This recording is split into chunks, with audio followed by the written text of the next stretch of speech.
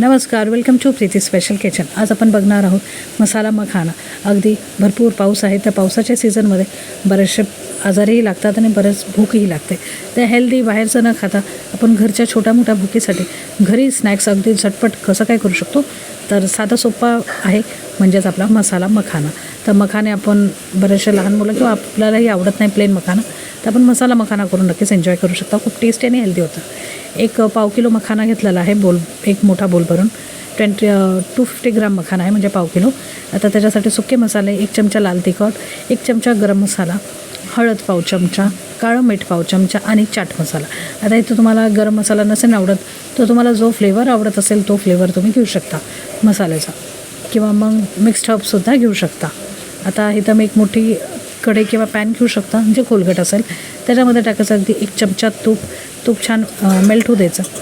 तर बऱ्याच वेळा जे आपण तूप मेल्ट करतो ना, तर हे बघा असं होतं. तर स्टीलचा चमचा घ्या जेव्हा तुम्ही तूप काढणार असाल तेव्हा. तर हे बघा तूप विरघळलं की लगेच आपल्याला टाकायचे मखाने. तर मखाने मी थोडे टाकून घेते, म्हणजे भाजून घेते, थोडे ॲड करत आहे. मखाने छान स्लो गॅसवरती भाजून घ्यायचे. मीडियम टू हाय फ्लेम आहे, अगदी स्लो नाही. मसाले टाकू तेव्हा आपण स्लो फ्लेम करूया. आता मीडियम फ्लेम आहे. छानपैकी मसाले जे मखाना आहे ते भाजून घ्यायचं आहे, म्हणजे रोस्ट करायचे. तुपातच रोस्ट करा. तेल इथं वापरलं तर तेलाचा वास येऊ शकतो, त्यामुळे तेल न वापरता तुम्ही तूप वापरलं तर बेटर पडेल. आता पुढची स्टेप आपल्याला काय करायची, अगदी 5 मिनटात हे स्नॅक्स रेडी होतं. जसं ह्याच्या मागे गेल्या महिन्यात मी तुम्हाला कुरमुरे दाखवलेले भडंग, तर ह्या महिन्यात आपण मखाना बघतो आहे. तर अगदी झटपट असा मसाला मखाना रेडी होतो. प्लेन मखाने लहान मुलांनाही आवडत नाही आणि आपल्यालाही आवडत नाही. हलकेसे बस गुलाबी करायचे मखाना, तुम्ही बघितलं. आणि मखाने जे आहेत ते महागसुद्धा आणि हेल्दीसुद्धा आहे, तर नक्कीच करा. तर हे बघा रोगप्रतिकारशक्ती हे वाढवतात, कारण की पावसामध्ये बऱ्याच वेळा आपण भिजतो, आजारी पडतो, व्हायरल इन्फेक्शन होतं. त्यामुळे मखाना अगर खाल्ला तर एक रोगप्रतिकारशक्ती आपली वाढते. तर हे बघा असं दबला ना, भाजल्यानंतर तो फुटतो इझिली, कारण की आधी जेव्हा नरम असतो तेव्हा तो नरम असतो, भिजट असतो. बट जेव्हा आपण त्याला रोस्ट करतो तेव्हा तो छान कुरकुरीत होतो, नाही लगेच असं फुटतात. तर एका हाताने स्मॅश होतो. तर लगेच टाकायचे ह्याच्यात आपले सुके मसाले, हळद, लाल तिखट, गरम मसाला पावडर, चाट मसाला आणि काळं मीठ.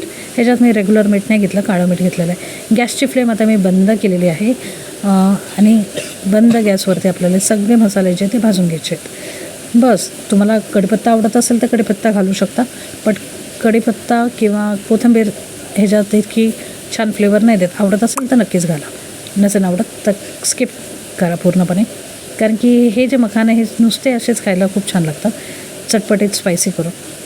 कारण की आतमध्ये हे फिक्के असतात, त्यामुळे जसं आपण पॉपकॉर्न खातो, अगदी पॉपकॉर्नचा भाऊ म्हटलं तरी चालेल. तर हे बघा आता ह्याच पॅनमध्ये थंड होऊ द्यायचं. कढईतून काढू नका, ह्याच्यात असायला थंड होऊ द्या आणि एक एअरटाईट बॉक्समध्ये आपण भरून यायला ठेवूया.